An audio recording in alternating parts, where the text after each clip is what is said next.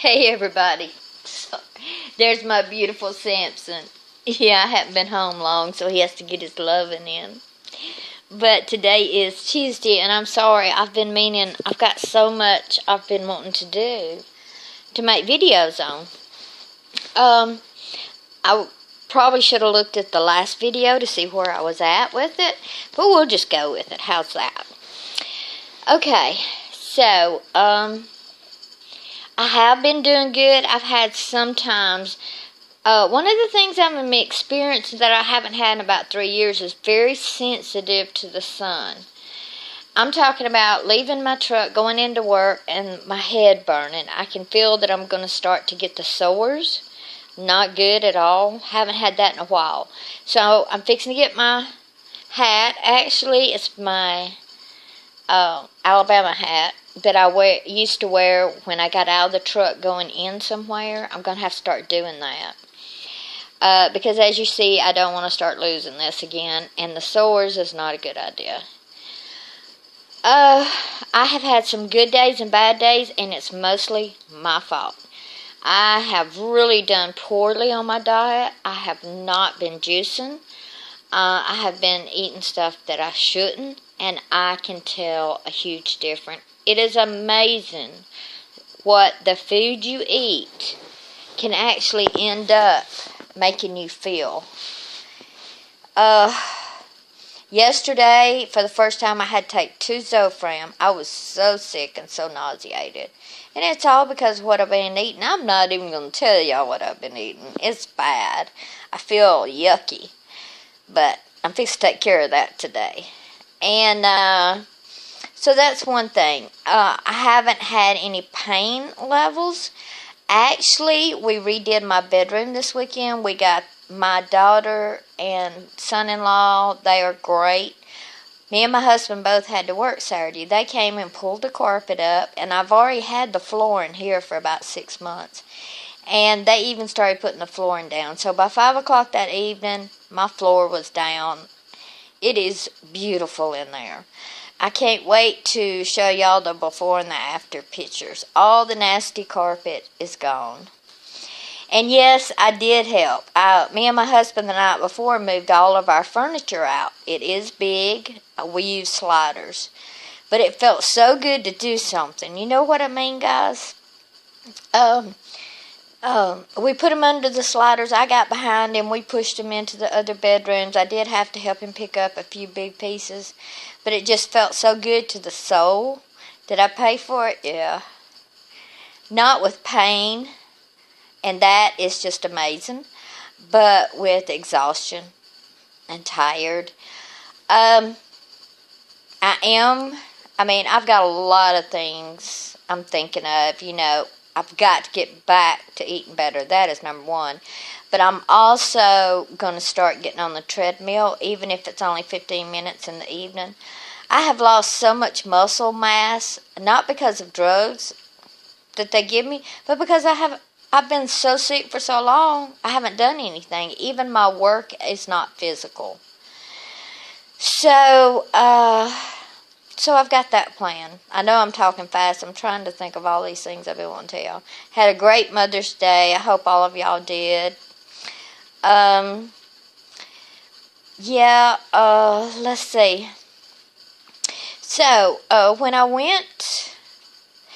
went back to my immunologist and rheumatologist last month, remember, he took more blood work, the immunologist, to see how the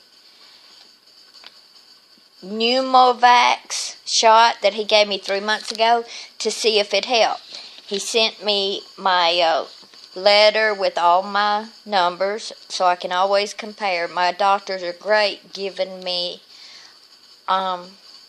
paperwork. I always keep them together. My MRI for my brain scan, which turned out great, no change. Everything from my rheumatologist, my immunologist, keep them all in order so that every time I go to a doctor, I can show them the other doctors and what they're doing. It helps each one of them.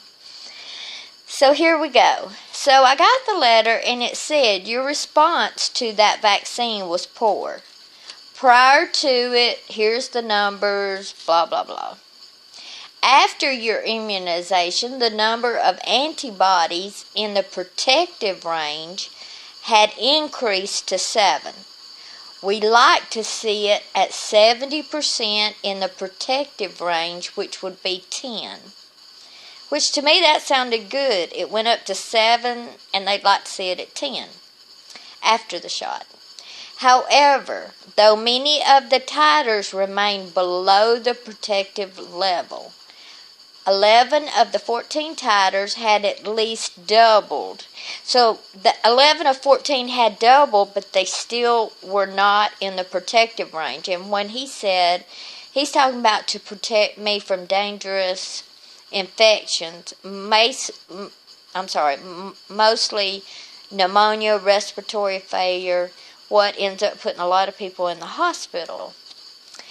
So, it did double, but it still didn't bring it in the protective range. He said, that puts me in a gray zone.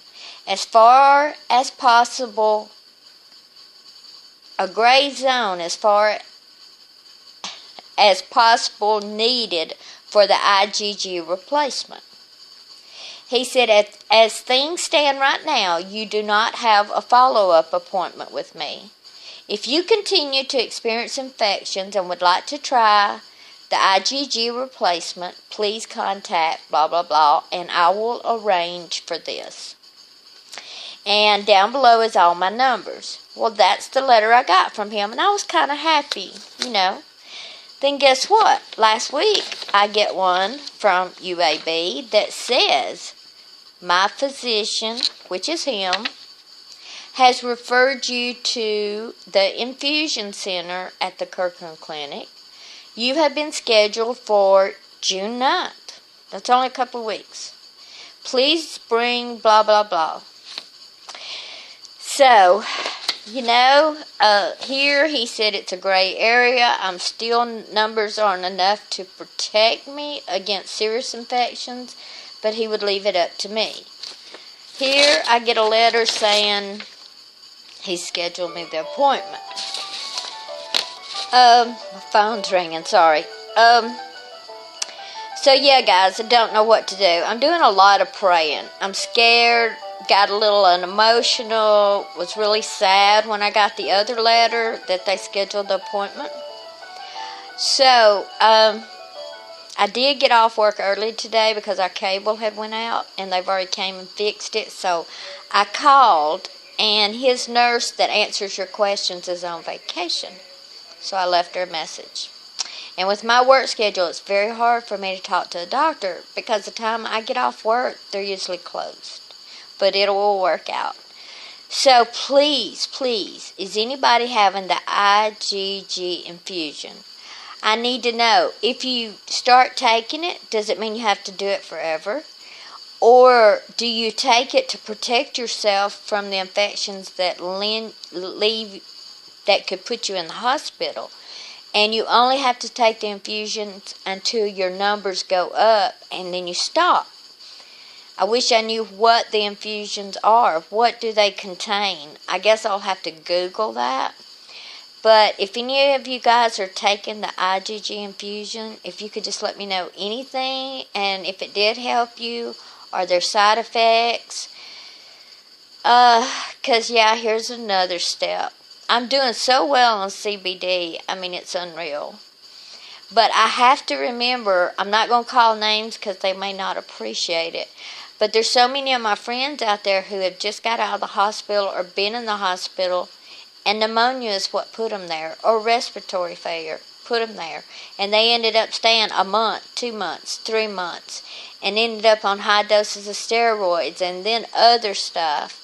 And so now they're having to battle all that. I don't want to do that. I mean, I've got to look at this. I don't want to end up there because this could have prevented it. I don't want to end up there. So, if you guys could please give me any information that you have, you know.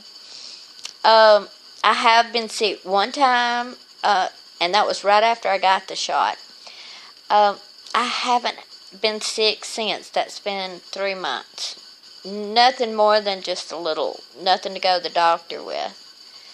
But I don't want to play with this. I don't want to end up in the hospital and then put me on 50 milligrams of steroids and other stuff.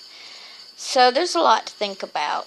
I didn't come this far and do all of this just if there's something available to help me to keep from going in the hospital. But I also don't want them infusing me with poison. If this is some type of chemo drugs or something, I don't want that. I don't think that's what it is. I think a friend explained it to me that a lot of people have to donate a lot of blood for the plasma that they use. I don't know. That's how much I know.